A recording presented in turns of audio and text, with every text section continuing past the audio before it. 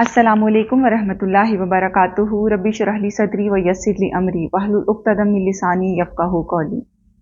In today's video, I will share few incidents from Hazrat Asma bint Abu Bakr radhiyallahu ta'ala anhu's life, which will be really motivating for us, especially for women. حضرت اسما رضی اللہ تعالیٰ عنہ کے والد کا نام حضرت ابو بکر صدیق رضی اللہ تعالیٰ عنہ ہے، جو کہ ہجرت کے وقت نبی کریم صلی اللہ علیہ وآلہ وسلم کے رفیق اور غار ثور کے دوسرے مکین تھے. آپ کی والدہ کا نام قتیلہ تھا اور خاون میدان جنگ کے نامور شہسوار اور اسلام قبول کرنے میں سبقت کا اعزاز رکھنے والے جلیل القدر صحابی سیدنا زبیر بن عوام رضی اللہ تعالیٰ عنہ تھے.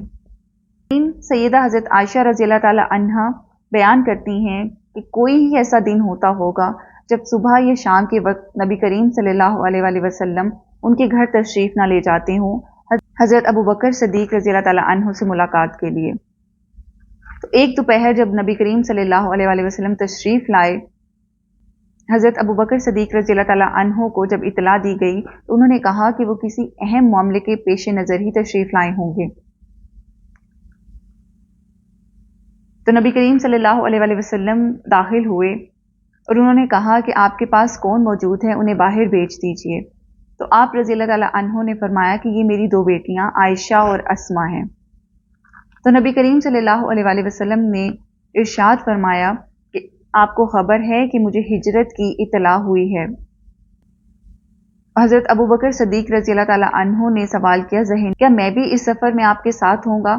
تو نبی کریم صلی اللہ علیہ وآلہ وسلم نے کہا کہ ہاں، آپ میرے ساتھ ہوں گے. تو سیدہ حضرت عائشہ رضی اللہ تعالیٰ عنہ روایت کرتی ہیں کہ میں نے اس سے پہلے حضرت ابو بکر صدیق رضی اللہ تعالیٰ عنہ کو اتنا خوش نہیں دیکھا جتنا اس دن دیکھا.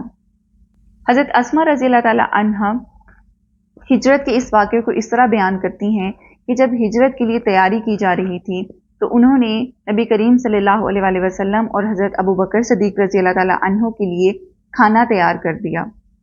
تو جب کھانا بند کرنے لگے اور مشکیزے اور کھانے کو بند کرنے کے لیے ان کے پاس کوئی چیز موجود نہیں تھی، تو حضرت ابو بکر صدیق رضی اللہ تعالیٰ عنہ نے جب طلب کیا تو حضرت اسما رضی اللہ تعالیٰ عنہ نے کہا کہ اللہ کی قسم میرے پاس میرے کمر بند کے علاوہ ان کا منہ بند کرنے کے لیے کچھ نہیں ہے. تو حضرت ابو بکر صدیق رضی اللہ تعالیٰ عنہ نے کہا کہ ازار بند کے دو ٹکڑے کر دو، ایک کو کھانا بند کرنے کے لیے استعمال کرو اور دوسرے کو مشکیزے کے لیے. تو انہوں نے ایسا ہی کیا. تو اسی بنا پر حضرت اسما رضی اللہ تعالیٰ عنہ کا نام ذات النطاقین پر رکھا گیا، جس کا مطلب تھا دو ازار بندوں والی.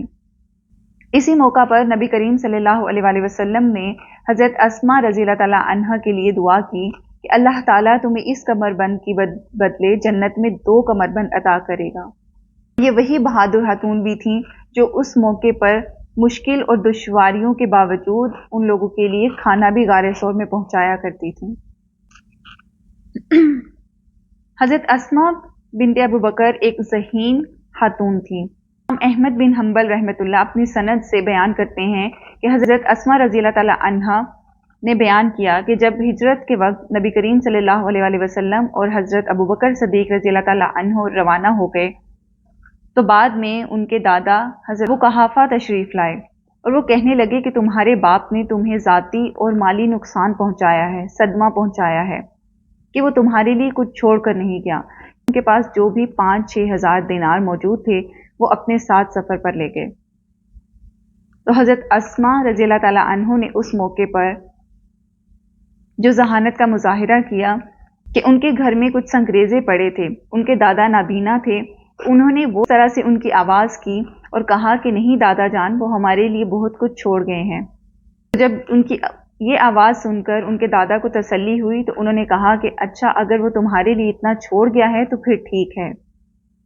تو یہ اس موقع کی ذہانت تھی، ان کی وٹینس تھی کہ انہوں نے ان کو بھی تسلی دے دی اور اپنے والد کا بھرم بھی رکھ لیا. حضرت اسما بنت ابی بکر رضی اللہ تعالیٰ عنہ مکمل طور پر دینی احکامات پر عمل پیرا تھیں. چونکہ ان کی والدہ مشرکہ تھیں، ان کو دور جہالت میں ہی طلاق ہو گئی تھی. تو ایک دفعہ وہ ان سے ملنے آئیں تو وہ اپنے تقوی کی بنا پر حضور پاک صلی اللہ علیہ وسلم سے دریافت کرنے گئیں کہ کیا میں اپنی والدہ سے مل سکتی ہوں یا انہیں اجازت دے سکتی ہوں، ان کے ساتھ صلہ رحمی کر سکتی ہوں؟ تو نبی کریم صلی اللہ علیہ وسلم نے ارشاد فرمایا کہ ہاں، تم ان کے ساتھ صلہ رحمی کر سکتی ہو۔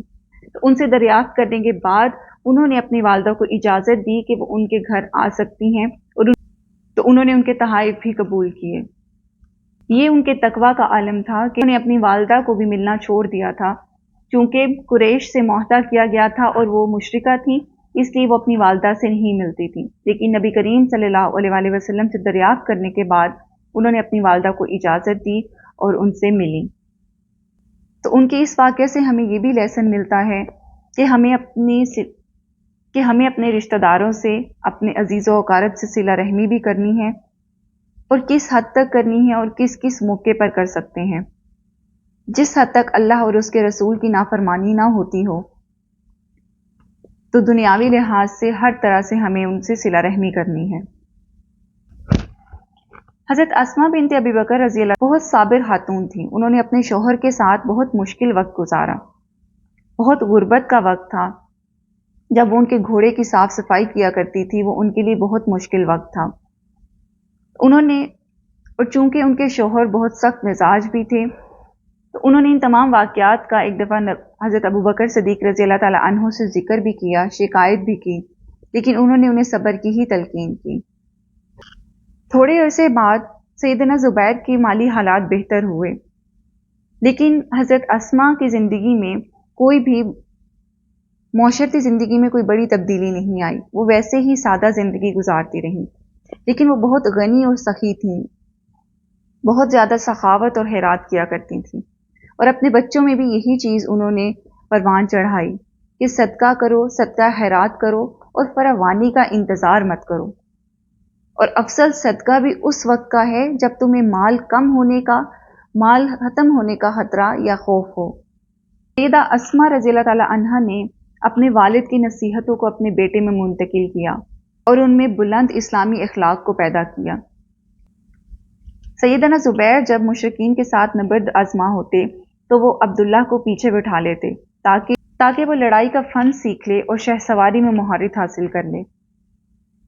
حضرت اسماء نے اپنے بیٹے میں دین الہی کے غلبے کے لیے بہادری کا جوہر پیدا کیا تھا۔ چونکہ سیدنا زبیر ایک سخت شوہر تھے اور ان دونوں نے شاید اس طرح سے وہ اچھی زندگی نہیں گزاری تھی۔ دن سیدنا زبیر اور حضرت اسماء کا جھگڑا ہو رہا تھا اور حضرت اسماء نے اپنے بیٹے سے مدد طلب کی، تو جب وہ اندر آنے لگے تو حضرت زبیر نے کہا کہ خدا کی قسم اگر تم اندر آئے تو میں تمہاری ماں کو طلاق دے دوں گا۔ تو حضرت عبداللہ نے بڑی ہمت کرتے ہوئے، بہت گھبراتے ہوئے وہ اندر داخل ہو گئے، اور اسی غصے کی حالت میں حضرت زبیر نے حضرت اسماء کو طلاق دے دی، اور حضرت عبداللہ نے یہ جان بوجھ کر کیا تاکہ وہ اپنی ماں کو اس گھٹن کے ماحول سے نجات دلا سکیں۔ اس کے بعد حضرت اسماء حضرت عبداللہ کے ساتھ رہائش پذیر ہو گئیں۔ حضرت اسماء رضی اللہ تعالی عنہا نے کبھی بھی اپنے بیٹے کو بزدلی کی تلقین نہیں کی، ہمیشہ دین کے کاموں میں آگے رہنے کی تلقین کی۔ ان میں وہی جذبہ پیدا کیا کہ انہیں دین کے غلبے کے لیے کام کرنا ہے اور جہاد کرنا ہے اور طاقت کے زور پر اس کو پھیلانا ہے۔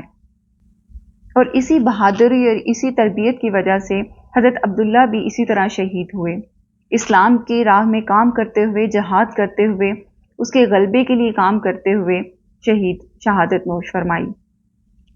تو ہمیں ایسے ہی تمام صحابیات کی زندگیوں سے اپنے لیے بھی موٹیویشن لینی ہے، اپنے ویژن کو کلیئر کرنا ہے کہ بینگ مسلم وومن ہمیں کیسا رول ادا کرنا ہے، ہمیں اپنے بچوں کی کیسی تربیت کرنی ہے، کس کس معاملے میں ہمیں صبر کرنا ہے اور کس معاملے میں ہمیں بہادری دکھانی ہے۔ اللہ تعالی ہمیں بھی توفیق دے کہ ہم اپنے بچوں میں وہی اخلاقی کردار پیدا کر سکیں تاکہ وہ بھی صرف دنیا کے ہو کر نہ رہ جائیں، اپنے اصل مقصد سے جڑے رہیں اور کچھ نہ کچھ کام اللہ تعالیٰ کی راہ میں ضرور کرتے رہیں۔ اللہ تعالیٰ ہم سے اور ہمارے بچوں سے اپنے لیے کوئی بڑے اچھے کام لے لیں۔ اللہ تعالیٰ ہمیں بتانے اور سننے سے زیادہ عمل کرنے کی توفیق عطا فرمائیں۔ جزاک اللہ خیر۔